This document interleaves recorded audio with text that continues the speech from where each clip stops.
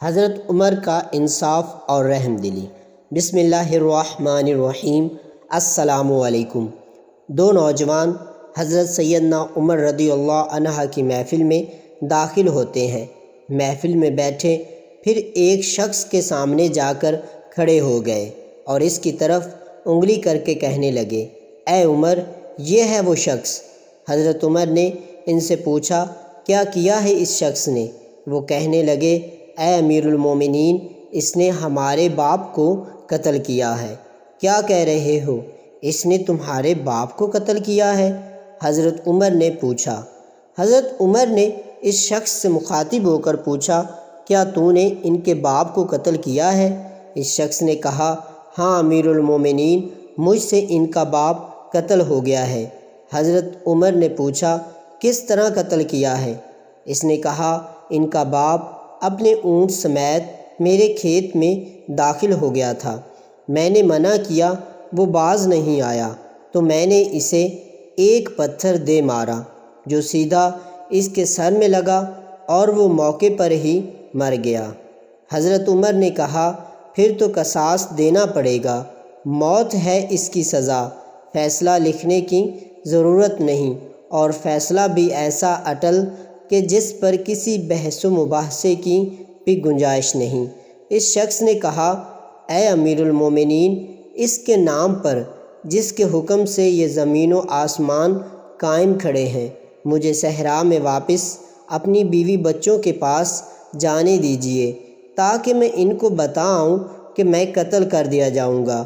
ان کا اللہ اور میرے سوا کوئی آسرا نہیں ہے، میں اس کے بعد واپس آ جاؤں گا۔ حضرت عمر کہتے ہیں، کوئی تیری ضمانت دے گا کہ تو صحرا میں جا کر واپس بھی آ جائے گا؟ مجمع پر ایک خاموشی چھا گئی۔ کوئی بھی ایسا نہیں تھا جو اس کا نام تک بھی جانتا ہو۔ اس کے قبیلے، خیمے یا گھر وغیرہ کے بارے میں جاننے کا معاملہ تو بعد کی بات تھی، چنانچہ ضمانت دینے والا کوئی نہ تھا، کیونکہ یہ 10 درہم کے ادھار یا زمین یا کسی اونٹ کے سودے کی ضمانت کا معاملہ نہیں تھا۔ یہاں ایک گردن کی ضمانت دینے کی بات ہے جسے تلوار سے اڑا دیا جانا تھا، اور کوئی بھی ایسا نہیں تھا جو اللہ کی شریعت کی تنفیذ کے معاملے پر حضرت عمر سے اعتراض کرے یا پھر اس شخص کی سفارش کے لیے ہی کھڑا ہو جائے۔ محفل میں صحابہ پر ایک خاموشی سی چھا گئی۔ اس صورتحال سے خود حضرت عمر بھی متاثر ہوئے، کیونکہ اس شخص کی حالت نے سب کو ہی حیرت میں ڈال کر رکھ دیا تھا کہ کیا اس شخص کو واقعی قصاص کے طور پر قتل کر دیا جائے اور اس کے بچے بھوکے مرنے کے لیے چھوڑ دیے جائیں، یا پھر اس کو بغیر ضمانتی کے واپس جانے دیا جائے۔ اگر واپس نہ آیا تو مقتول کا خون رائیگاں جائے گا۔ خود حضرت عمر سر جھکائے افسردہ بیٹھے تھے۔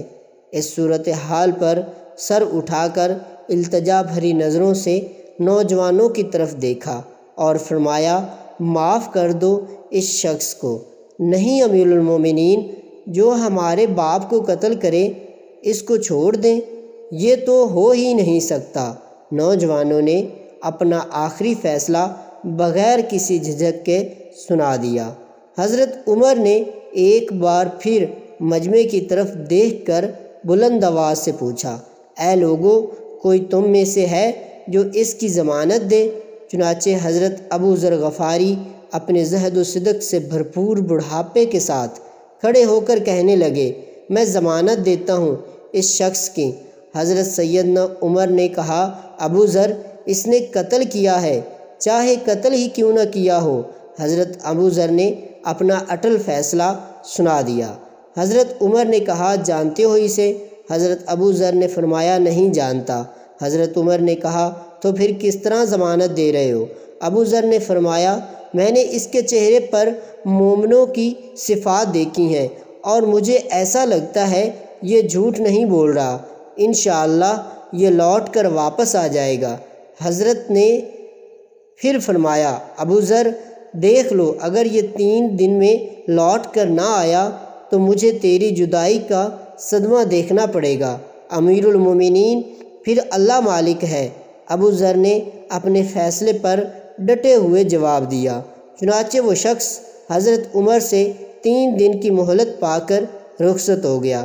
کچھ ضروری تیاریوں کے لیے بیوی بچوں کو الوداع کہنے اور اپنے بعد ان کے لیے کوئی راہ دیکھنے کے لیے چنانچہ 3 راتوں کے بعد عصر کے وقت شہر میں الصلاۃ الجامع کی منادی بھر گئی۔ نوجوان اپنے باپ کا قصاص لینے کے لیے بے چین اور لوگوں کا مجمع اللہ کی شریعت کی تنفیذ دیکھنے کے لیے جمع ہو گیا۔ حضرت ابو ذر بھی تشریف لائے اور آ کر حضرت عمر کے سامنے بیٹھ گئے۔ حضرت عمر نے سوال کیا، کدھر ہے وہ آدمی؟ مجھے کوئی پتہ نہیں یا امیر المومنین۔ حضرت ابو ذر مختصر جواب دیا اور آسمان کی طرف دیکھا جدھر سورج ڈوبنے کی جلدی میں معمول سے زیادہ تیزی کے ساتھ جاتا دکھائی دے رہا تھا۔ محفل میں ہو کا عالم تھا۔ اللہ کے سوا کوئی نہیں جانتا کہ آج کیا ہونے جا رہا ہے۔ قاتل نہیں آیا تو ضامن کی گردن جاتی نظر آ رہی تھی۔ مغرب سے چند لمحے پہلے وہ شخص آ گیا۔ اس شخص کو دیکھتے ہی حضرت عمر نے بے ساختہ اللہ اکبر کی صدا لگائی، ساتھ ہی مجمع نے بھی اللہ اکبر کا نعرہ لگایا۔ پھر حضرت عمر نے اس شخص سے مخاطب ہو کر کہا، اے شخص، اگر تو لوٹ کر بھی نہ آتا تو ہم نے تیرا کیا کر لینا تھا؟ نہ ہی تو کوئی تیرا گھر جانتا تھا اور نہ ہی کوئی تیرا پتہ جانتا تھا۔ امیر المومنین، اللہ کی قسم، بات آپ کی نہیں ہے، بات اس ذات کی ہے جو سب ظاہر و پوشیدہ کے بارے میں جانتا ہے۔ دیکھ لیجئے، میں آ گیا ہوں اپنے بچوں کو پرندوں کے چوزوں کی طرح صحرا میں چھوڑ کر، جدھر نہ درخت کا سایہ ہے اور نہ ہی پانی کا نام و نشان۔ میں قتل کر دیے جانے کے لیے حاضر ہوں۔ بس یہ ڈر تھا کہیں کوئی یہ نہ کہہ دے کہ اب لوگوں میں سے وعدوں کا ایفا ہی اٹھ گیا ہے۔ حضرت عمر نے حضرت ابو ذر کی طرف رخ کر کے پوچھا، ابو ذر، تو نے کس بنا پر اس کی ضمانت دی تھی؟ ابو ذر نے کہا، اے عمر، مجھے اس بات کا ڈر تھا کہیں کوئی یہ نہ کہہ دے کہ اب لوگوں سے خیر ہی اٹھا لی گئی ہے۔